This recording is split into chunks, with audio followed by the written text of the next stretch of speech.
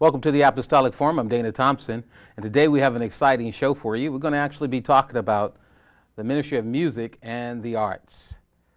And here to discuss this topic with me is two of my good friends in the ministry, Marty Williams. How are you, Marty? I'm all right, Dana. Good to be back. And also we have Nicholas Lear. How are you, Nick? I'm doing great. It's good to be here. Well, I know this is a topic that you guys are not shy about talking about, because this is something that I feel that, the Lord has sort of intertwined in your character and your destiny, and therefore I'm looking forward to hearing your perspective on the area of music and arts, because this is an area I feel like is going to affect the next couple of generations. We can see how strong the influence of arts, the creativity of arts is, and not only America, but how it's affecting the world at large. I'm listening more and more to music, and I'm hearing bands from other countries and across the seas, and we're embracing them, and also I'm listening to different aspects of how music is presented, and people who said I would never listen to this is now listening to it. So some things that was not accepted, I would say in the days when I was younger, are now being accepted because of the fact that, I don't know, maybe some paradigms are breaking down and the Lord is revealing some other characteristics about music itself. But let me just start with you, Amadi, and ask you to, just basically just introduce yourself. I know you've been on before, but it's been a while. Why don't you just tell us a few things about yourself, and then we'll go from there. Well, as it relates to music, I have been doing Christian music probably, I don't know, like 11, 12 years. I do Christian hip-hop music, and like I said, started doing it in college with some close friends, and after graduation, the Lord really kind of moved on our hearts to take it from just a little thing we were doing on campus to really begin to do it. So I've had the opportunity to actually put out 2 albums independently, and I'm in the process of working on a 3rd one now, but just continuing, do shows when people have, a desire for me to come and minister, whether it's youth or outreach or any type of functions. It's been great. I love the music, love the culture, and it's been a great opportunity to express the Lord, to the believers and non-believers, using this vehicle of ministry. So, thank you for sharing that. How about you, Nicholas? Why don't you just tell us a little bit about yourself in this area? Sure. Well, I've been playing music for about 15 or 16 years, as far as I can recall.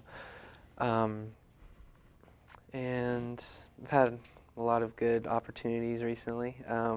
I was able to join a band, Daydreamer, so quick plug, daydreamermusic.com. Was able to play a lot. Our first gig was with Delirious, a popular Christian band. It was a pretty fun experience for a first gig, and got to play with a really good group of guys, and we played Creation Fest at the Gorge in Washington State, and just got to have some label action and just jump around and see a lot of things as far as how the industry works and goes. Yeah, well, I know that was a wide open experience for you, because yes. things are never, like they appear when we think about it from our thoughts, until we become into the reality. We realize, hey, things are a little differently here.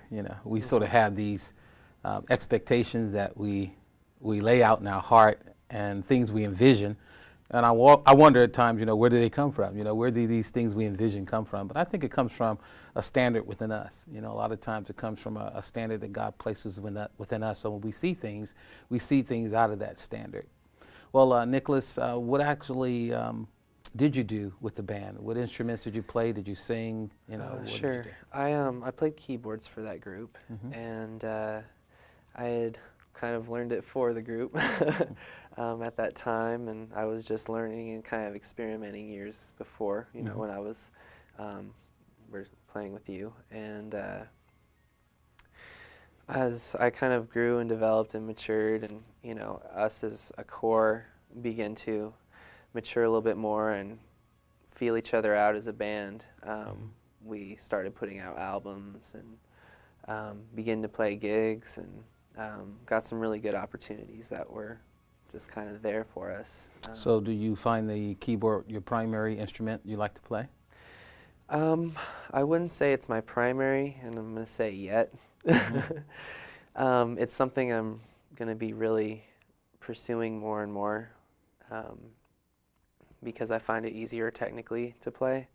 But my main instrument has been guitar for quite a long time. That's what I started with, and that's where my foundation of theory and chords and things like that were from. Well, great. So you had some theory, huh? Yes, I did. So it takes theory into some of these things. You know, I always see gifted musicians, especially people in the arts, but I always remind them of the importance of having some type of foundation. Yes. You know, I know people who can hear a song and just play it back to you, whether it's on keyboard, guitar, any type of instrument that they are familiar with, that they're gifted with. But it's so important to, you know, I think to have knowledge in a particular area of arts and skills, because I think you could have more of a foundation in which you can launch and grow some things from. How about you, Amadi? Do you play any particular instruments? I wish. No, I don't play any instruments except the microphone. The microphone. The voice is okay. an instrument. So your voice is the instrument, huh? Yeah. Okay. Have you desired to play an instrument? Yeah, I have desired to play an instrument. I just, you know, the opportunity has yet to present itself, so it's not like I'm just, you know, pushing it to the side. Just, you know, that door hasn't been opened yet, so, you know. That door as far as what? Being able to get an instrument, learn to play it, you know, the whole nine. Do you really believe a door is going to open up for instrument playing? I believe so, yeah. Good, good, good. Usually you probably have to knock on the door, though. Then it's going to open. You know, we have to knock with our hearts, and then those doors are open right up for us. You're right. But you are a songwriter. I've heard a couple of your songs, and I really enjoyed them. I mean, one of your songs that really blessed me was the testimony of your life and how the Lord's brought you out of a lot of things, what I consider probably, you know, with Paul told Timothy, you know, those young, immature desires we have from time to time. How do you come about developing your lyrics? You said you had 2 albums or CDs and you're working on a 3rd one. How do you find yourself developing the skills of writing, and how do you come about making up your songs? You know, I always hear different musicians say different things. Some say, hey, I'll just go in a zone at night and I start getting words and start playing with music. Some say while I'm driving down the street, I'll look out and see a situation and God give me word for it. Some just say, hey, I have to pray and just wait, and I'll put some things down and then wait, and then some things will come to me. What about you? You know, pretty much all of the above. There have been times where, you know, I've been laying down and I'll feel the Holy Spirit kind of, you know, really nudging me, and I'll get up and start writing, and it'll be like, you know, an entire song.